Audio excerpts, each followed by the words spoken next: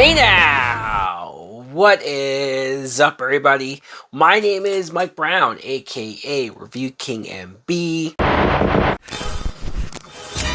Fuck! No! Where did he come from?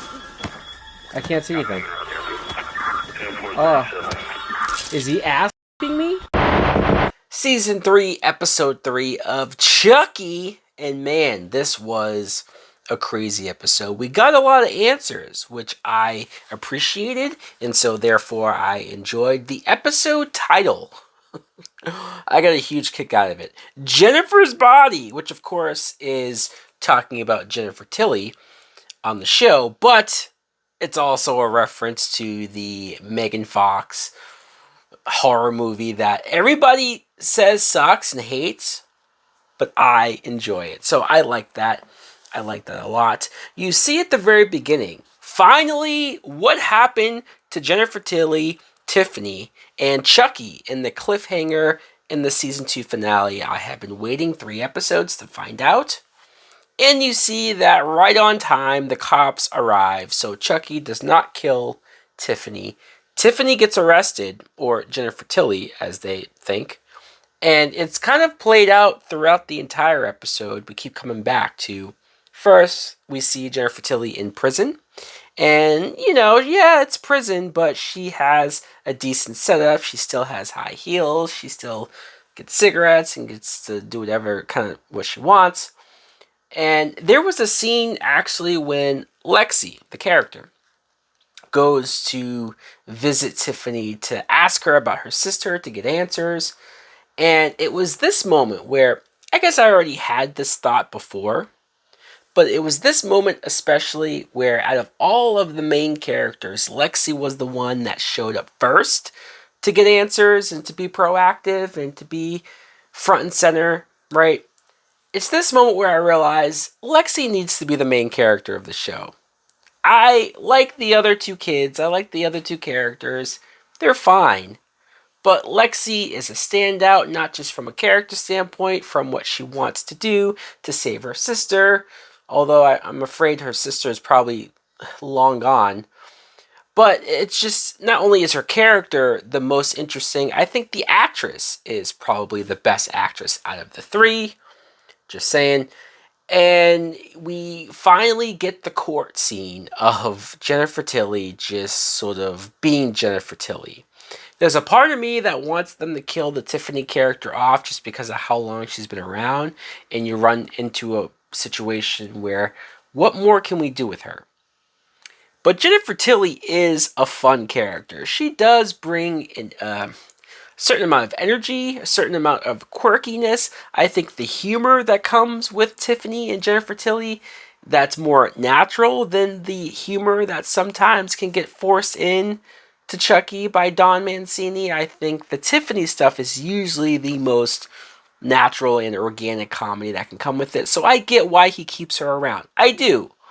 And when she gets sentenced to death, there's a part of me that thinks, well, yeah, that makes sense. That they should kill her. But I almost don't buy it. How many times have we got to a point where, all right, they're going to kill Tiffany off, and then no, she narrowly escapes. So I don't know if I buy it. I wouldn't be surprised if Nika gets a change of heart and saves her. Although Nika seems like she hates her for good reason. It was nice to see Fiona Durf back as Nika. And I've talked about this before, how much I feel bad for the Nika character, everything that she's gone through, everything that they've put her through. They cut her fucking limbs off. So, I don't know. I don't know where she goes from here, but I do hope if she can have a happy ending, that she gets that happy ending. Let's talk about how Kenan Thompson was a cab driver that picked up Caroline and Chucky. And boy, his death was pretty epic. I always imagine, and maybe this is just me being a sick fuck, and at the same time, Don Mancini, us minds thinking alike, so we're both sick fucks, of shoving an umbrella into somebody's throat, like shoving it, forcing it down their throat, and then opening it so it just destroys your throat and body. I mean, I don't know why I've always had that in my head.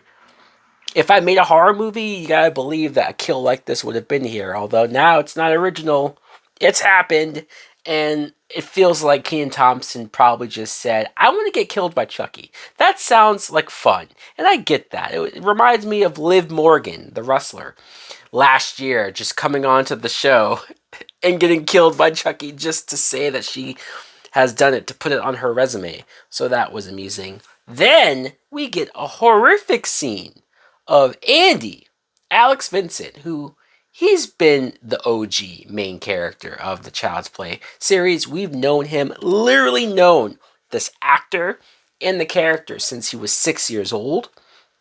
We see Chucky tie him up, and we get a shot of Caroline sitting there right in front of them, and she's like, "Oh, I'm just here to observe," and she's reading the Voodoo for Dummies book.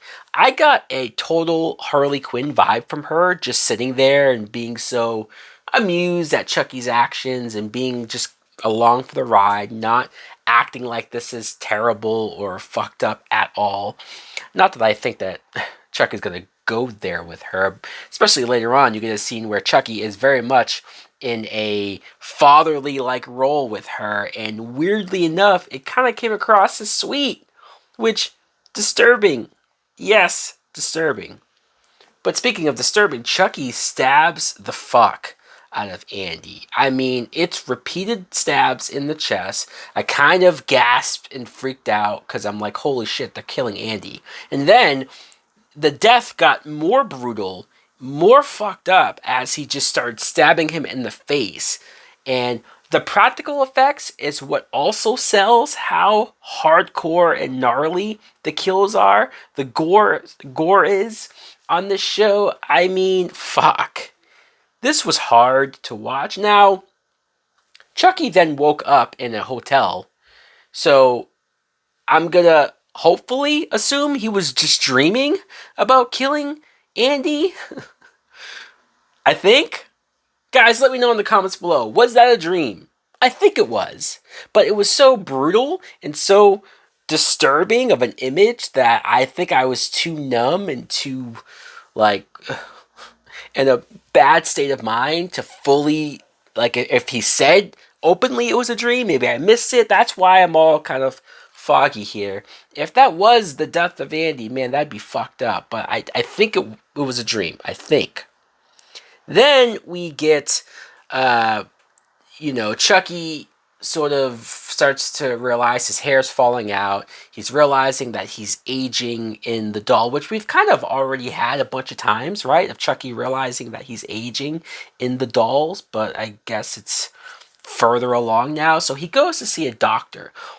Is this like a specific doctor for horror characters? Because the doctor knew who he was, wasn't freaked out by it. There was a bunch of people in the waiting room. I don't know if those were references. I might have gone over my head. Maybe people can explain that to me as well. There was a guy there with a box with this X in it. There was an annoying lady sitting there too. And the doctor pretty much tells him that, hey, you're fucked. You're going to die unless you do something. And Chucky, it was cool to hear Chucky talk about other horror type things like the DeFeo house. They go there because I guess he has to kill 6 or more bodies in an evil enough house, and maybe that will restore his health or energy, or I don't fucking know. But for whatever reason, all of the deaths and kills that he did there wasn't enough, wasn't evil enough. So that's why he decides to go to the White House, because apparently the White House is more evil, more fucked up shit have happened in the White House than what he did over there. So, okay, fine. There's your answer. There's your origin of why he chose the White House, how he got to the family and purposely chose the name of their dead son, recently dead son. So that was, yikes. And that also answers why was he numbering the people that he was killing, right? He kept saying 2 down, 4 to go, 3 down, 3 to go. It's not because they're a hit list of people that he hates, although that's some of it. It's more to do with he just needs to kill 6 random people, really. And if he can make it also be people that he doesn't like, then cool, it works out.